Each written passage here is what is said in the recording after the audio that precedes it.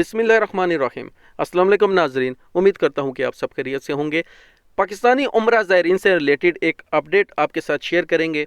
तो आप सबसे रिक्वेस्ट है कि अगर आप हमारे चैनल पर पहली मरतबा आए हैं तो हमारा चैनल लाजमी सब्सक्राइब कर लें और बेल का बटन लाजमी दबाएँ। कहा यह जा रहा था कि पहले PIA की खसूसी परवाज़ उम्रा ज़ायरीन को लेकर पाकिस्तान वापस जाएगी, मगर अब पाकिस्तान के एम्बेसी रियाद के ऑफिशियल ट्विटर हैंडल पर यह अपडेट सामने आ चुकी है कि आज 15 अप्रैल 2020 को सऊदी एयरलाइंस की एक खसूसी परवाज़ जो है वो 251 उम्रा ज़ायरीन को लेकर जद्दा से लाहौर के लिए रवाना होगी। क्या कुछ वक्त होगा इस फ़्लाइट का, ये शेयर नहीं किया गया, अपडेट नहीं बताई गई, मगर ये शेयर किया गया है, बताया गया है कि 251 उम्रा ज़ायरीन को लेकर सऊदी एयरलाइंस की एक खसूसी परवाज़ जद्दा से लाहौर रवाना होगी।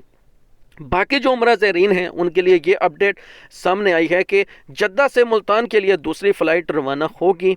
उसके लिए जो वक्त बताया गया है वो सिर्फ ये कहा गया है कि वो कल यहाँ से रवाना होंगे। उसके लिए भी कोई वक्त या शेड्यूल नहीं बताया गया कि वो किस वक्त यहाँ से रवाना होंगे। तो नाज़रीन, ये थी पाकिस्तानी उम्रा ज़ायरीन से रिलेटेड न्यूज़। बिल्कुल अथेंटिक न्यूज़ सोर्स है और पाकिस्तान के जो एम्बेसी रियाद हैं उनके ऑफिशियल ट्विटर हैंडल पर ये अपडेट जो है वो शेयर की गई है। तकरीबन 1 घंटा पहले जब मैं ये वीडियो बना रहा हूँ, 1 घंटा पहले ये आज जो है वो ये ट्वीट किया गया है 15 अप्रैल 2020 को।